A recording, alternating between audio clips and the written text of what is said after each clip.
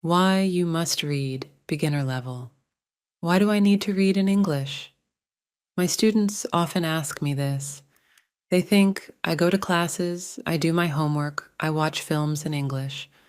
Why should I read books? Actually, reading is the best way to improve your English. I will tell you why. First, reading is very important now. In 2006, only 1 in 100 people went to university. Now, 7 in 100 people go to university. All jobs need more reading and writing than 100 years ago. This is true for everyone. It doesn't matter if you're an office worker or a mechanic. Second, reading will improve your speaking, writing, vocabulary, and grammar better than any other way. It won't improve your listening, but it will improve your vocabulary.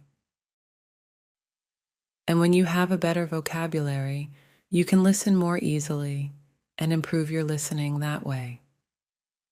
In school, you probably read lots of English. You probably read boring textbooks and stories with exercises at the end. But I'm not talking about that. I'm talking about reading for pleasure. That means reading a book you enjoy because you enjoy it. You are not reading because your teacher said, "Read this book." You are not reading because you think, "I should read this book." You are reading because you want to. In 1965, they did an experiment in schools in America. These schools were for boys who had done crimes. For example, some of them stole things. They gave some of the boys free books. They were fun books, like James Bond. They said, "You can do what you want. You don't have to read the books." But the boys did read the books. They read a lot of books. Some boys read a book every 2 days. After 2 years, they gave the students a test. The students who got the books got better at reading and writing, and they liked school more.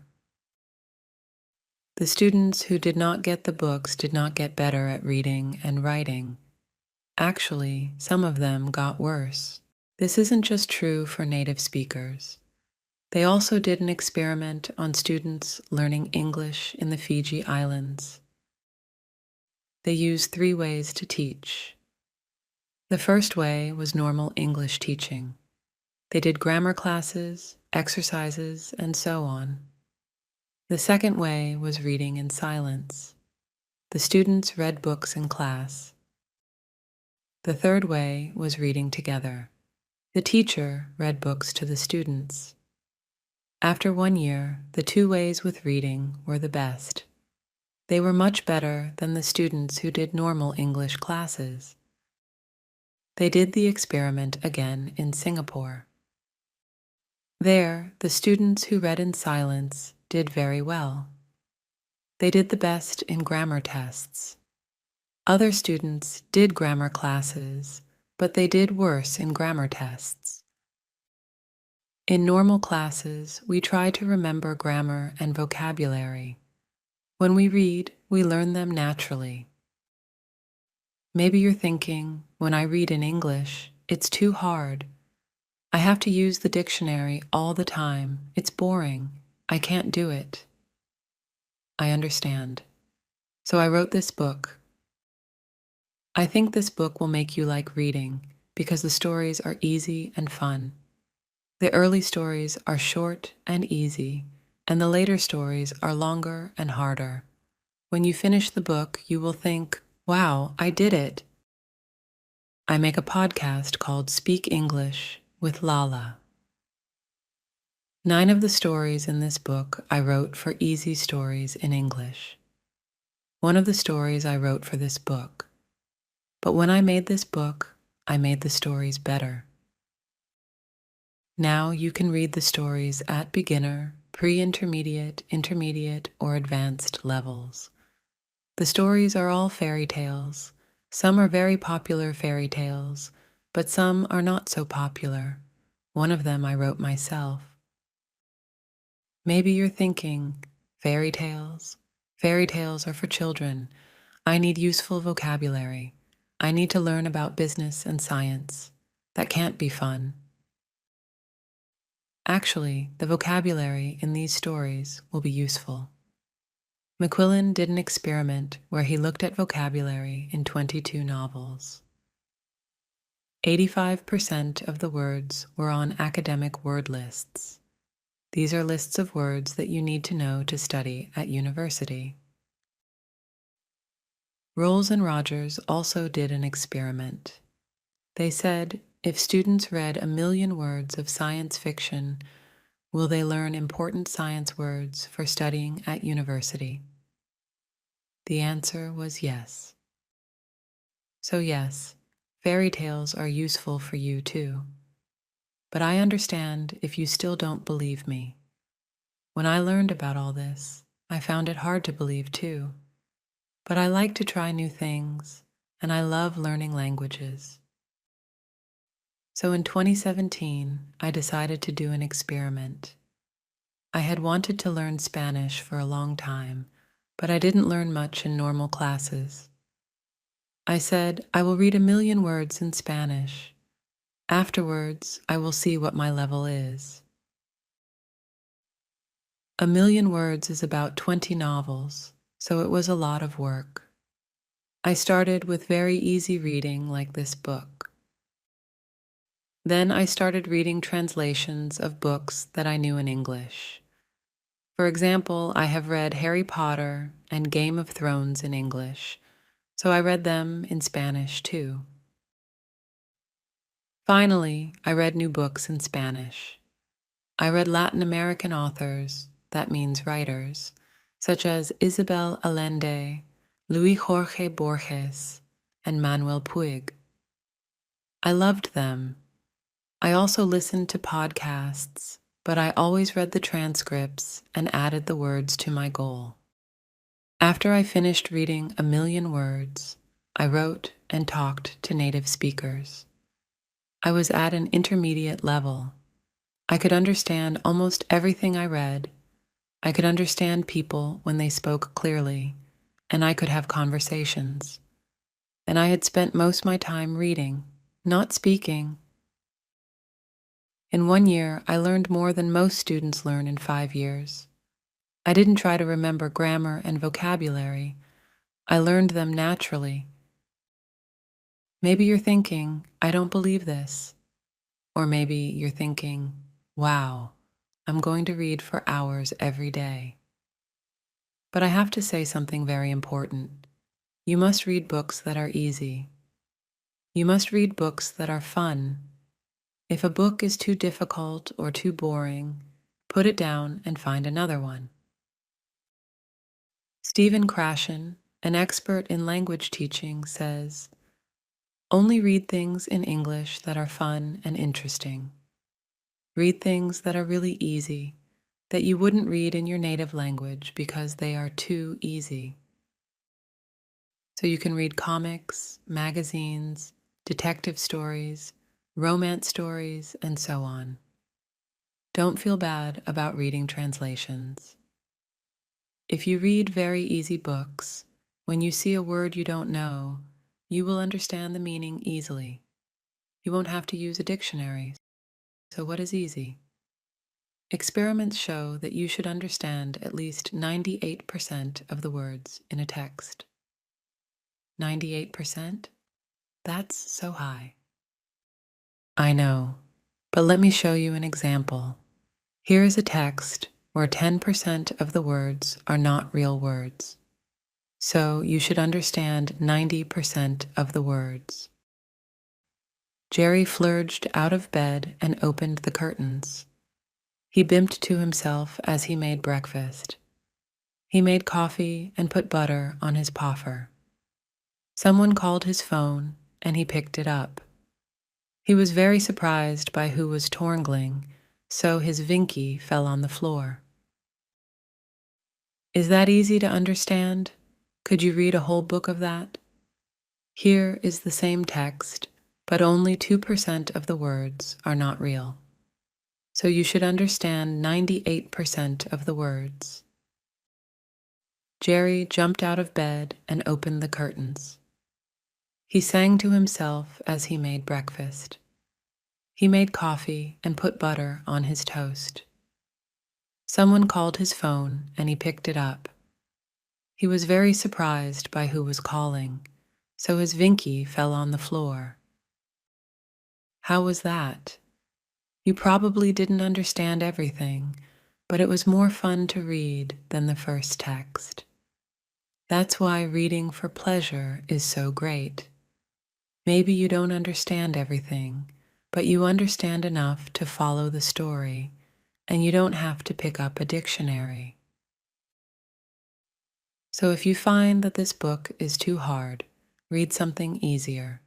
If you find it boring, read something more fun.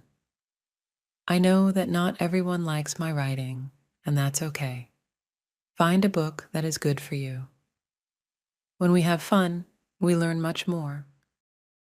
Because I want this book to be fun, it has no exercises in it. I thought about adding them after each story, but I don't think it's a good way to spend your time. Instead, you should read more. Read for pleasure. If you finish this book, you can try the level above. Because you already read the stories, you will know them well, and it will be easier to understand. But maybe when you finish this book, you will love stories. I hope so. If you do want to read more, you can listen to my podcast, Speak English with Lala. I publish a new story 3 times in every week with audio and text, and there are over 100 episodes for you to listen to. Happy reading and happy learning. Why you must read, intermediate level.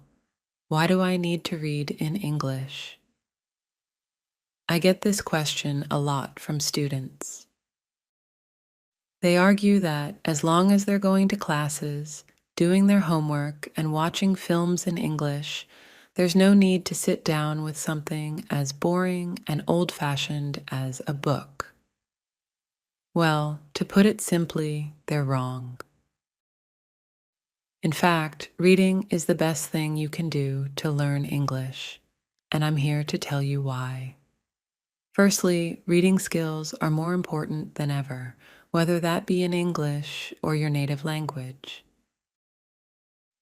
In 2006, only 1 in 100 people went to university.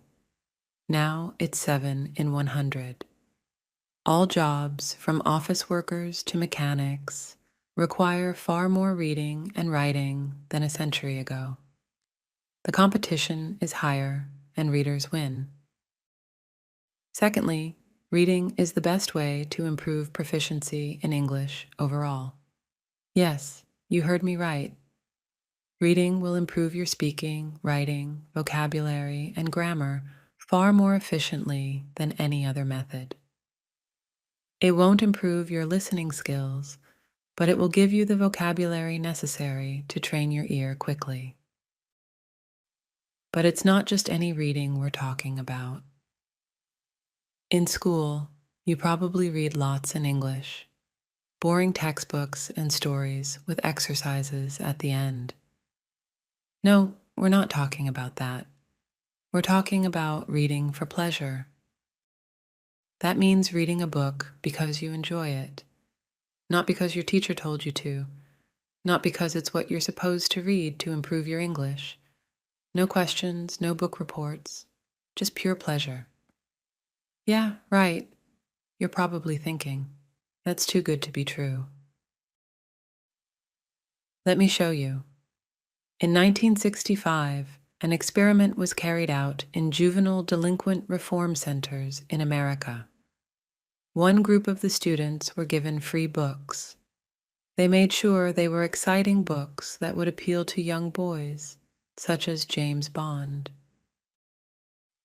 But unlike most reading programs, they were not required to read the books. They were simply given them. They could throw the books away, give them back, or draw on the pages, and nobody would punish them for it. But the boys did read them. They read a lot of them. Some of them read a book every 2 days. At the end of 2 years, they tested the students. Not only did their reading and writing greatly improve, so did their attitude toward school. But the students who were not on this program stayed the same. In fact, some of them got worse over the 2 years. This isn't just for native speakers either. A study of English as a second language, ESL, students in the Fiji Islands looked at 3 methods: traditional English teaching, sustained silent reading, which means reading in silence for a long time, and a more conventional reading program, where the teachers read aloud to the students. By the end of the first year, students taught with the 2 reading methods had a 15-month advantage in English ability, compared to the 6.5 months of the traditional method. When the study was replicated in Singapore, the students who did only sustained silent reading did better on grammar tests than the students who had taken only grammar classes. When we do grammar exercises, we try to memorize the rules of the language. When we read, we absorb them. But I know what you're thinking. That's all well and good, but when I pick up a book in English, it's too hard for me. I get bored of looking up words, and I give up after a few minutes. That's why I wrote this book. It is designed to make you fall in love with reading by providing fun, familiar stories that are easy to understand. Again, I know what you're thinking. Fairy tales? But those are for kids. I need useful vocabulary about business and science and technology. There's no way to make that fun. The thing with language is, there isn't such a big difference between important language and fun language. We use a wide range of words when talking about technical topics, as well as chatting with our friends. A study by McQuillan examined vocabulary in 22 novels and found that they included 85% of words on academic word lists. Rolls and Rogers found that if a student read 1,000,000 words of science fiction, they would acquire many of the technical words required for a science degree. So yes, reading fairy tales will help your English in all areas, even for academic purposes. As an English teacher, I've seen many times that the students who do the best are those who read the most. For IELTS, for university, for business, or just for travel, reading is the factor that predicts success. But I understand if you're still unsure. When I learned about all this, I was too. But I like to experiment, and I have a passion for learning languages. So in 2017, I decided to test this theory. I had wanted to learn Spanish for a long time, but aside from struggling with Duolingo and not really learning anything, I hadn't made a serious attempt. I set myself a goal. I would read 1,000,000 words in Spanish and see what my level was afterwards. 1,000,000 words is roughly 20 standard length novels, so it was a huge task. Started with very easy resources, like transcripts of podcasts for learners, but I avoided anything that felt too much like work. Once I'd learned the basics, I started reading translations of books that I knew in English, such as Harry Potter and A Song of Ice and Fire. You might know it as Game of Thrones. Finally, I was ready to move on to completely new books, and I fell in love with Latin American authors such as Isabel Allende, Luis Jorge Borges, and Manuel Puig. With the reading, I also listened to podcasts, but I always read the transcripts and counted the words as part of my reading. After I achieved my goal, I tested myself by writing and talking to native speakers and found I was at a decent intermediate level. I could understand almost everything I read, understand clear speech, and have conversations at a comfortable level, even though I had barely spoken the language since I started learning. I had been learning for about a year, and I had made more progress than most students make in 5 years. I didn't memorize the vocabulary and grammar rules. I absorbed them. By this point, you're either thinking, this is all complete nonsense, or you're super excited, ready to start reading for hours a day. But the next thing I'm going to say is extremely important. You must read books that are easy. You must read books that are fun. If a book is too difficult or too boring, put it down and find another one. Stephen Krashen, an expert in the field of second language acquisition, says, read only material in the second language that is genuinely fun and interesting, material that is so easy that you probably feel guilty reading it in your primary language. This is your excuse to read comics, magazines, detective stories, romances, etc. There is no shame in reading translations. Ideally, you want to be reading a book so easy that, when you see a word you don't know, you can understand the meaning from context. Research has shown that in order for this to happen, the text needs to be at least 98% known words. 98%? That's so high. I know, dear reader, but let me show you an example. Here's a text where I've replaced 10% of the words with nonsense words. That is, it's 90% comprehensible. Jerry flurried out of bed and threw open the curtains. It was a beautiful day. He bimped to himself as he did his daily routine, pouring coffee and buttering poffer. But then his phone rang, and the person torngling was so unexpected that he dropped his Vinky on the floor. Is that easy to understand? Could you read a whole book of that? Here's the same text, but 98% comprehensible. Jerry jumped out of bed and threw open the curtains. It was a beautiful day. He sang to himself as he did his daily routine, pouring coffee and buttering toast. But then his phone rang, and the person calling was so unexpected that he dropped his Vinky on the floor. How was that? Even if you couldn't understand everything, I bet it was far more enjoyable to read than the first text. And that's the magic of reading for pleasure.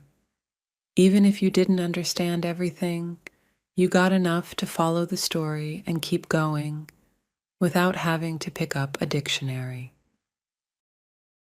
So if you find that this book is too hard, put it down and read the level below. If you find it boring, go read something else. Yes, I'm giving you permission to stop reading my book. I know not everyone likes my writing style, and that's okay. Find what works for you. As you read, focus on the meaning of the stories, and don't sweat it if you don't understand every single word. Just relax and try to get lost in the pages. Believe it or not, when we have fun, we learn far better. The levels of these volumes are based on the Common European Framework of Reference, a system for defining language levels. You'll know them as A1, A2, B1, B2, C1, and C2, although these books only cover A2C1. If you're A1 level, you probably need more guided teaching before you start reading, and if you're C2 level, then you can start reading books for native speakers. A great strategy, if you don't feel so confident about your reading ability, is to start with the beginner level of the book and reread it level by level, going all the way up to advanced. This will allow you to really absorb the new language and gradually increase the difficulty. There is not a huge difference between the intermediate level stories and the advanced level stories, but even rereading the same story twice can be very effective.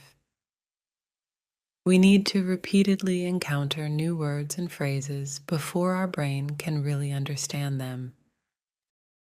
Happy reading and happy learning